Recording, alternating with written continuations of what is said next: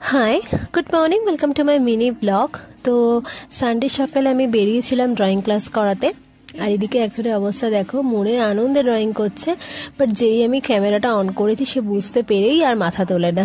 তো বিকেলের দিকে একটা মুভি দেখতে গেছিলাম। অনেক দিন পর একটা মুভি দেখলাম, তেরে ইশক মে। মুভিটা জাস্ট মানে আমার তো প্রচণ্ড ভালো লেগেছে। অনেক দিন পর এরকম লাভ স্টোরির ওপর একটা মুভি।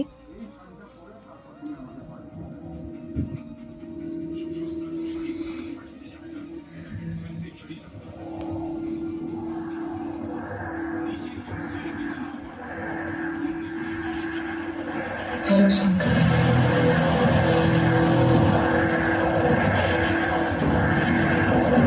দেন তারপরে মুভি শেষ হয়ে যাওয়ার পর পাশেই হচ্ছে আমাদের রাসের মেলা চলছিল, তো সে ফেরার পথে একটু মেলা ঘুরে বাড়ি চলে এসেছি। তো এইভাবে দিনটা কাটিয়েছি। দেখা হচ্ছে পরের ভিডিও।